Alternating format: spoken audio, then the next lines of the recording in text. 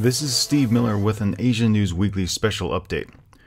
As search and rescue operations enter a fourth day in an attempt to save students and passengers trapped inside the South Korean Ferry Sewol, here is a bulleted list of key updates since the April 18th edition of Asian News Weekly.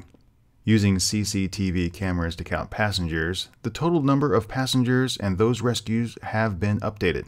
The total passengers on board the ship has been raised to 476.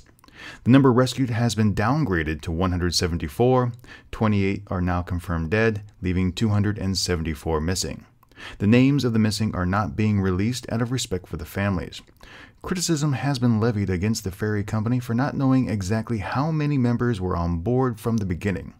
Captain Lee Jun-suk and at least 2 crew members fled the Sewol within 40 minutes after the accident.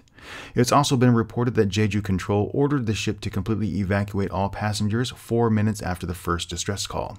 Captain E and 2 crew members were then arrested Friday evening.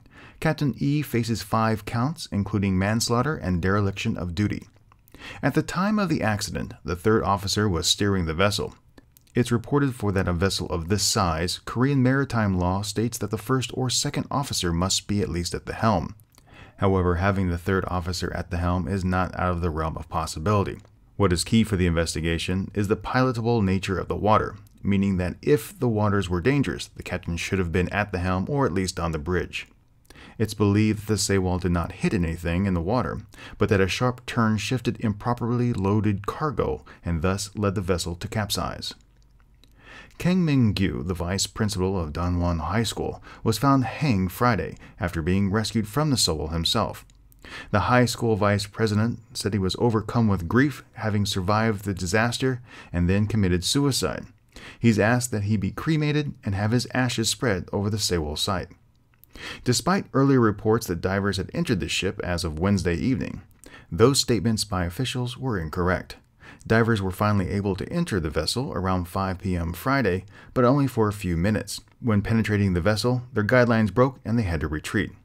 Divers then attempted to re-enter the Sewol around 11 p.m. Friday evening. Large cranes are on scene in an attempt to raise the sunken ferry. However, there are some concerns that moving the ship will harm any potential survivors inside. Any salvage operations will take significant time to raise the ferry. Sadly, while U.S. Navy officials say there is still hope for survivors, the reality of the situation is that in 12 degrees centigrade water, most individuals can only survive for a few hours. As we enter the 4th day, it's important to keep hope, but also prepare for the likelihood that those missing are in fact dead.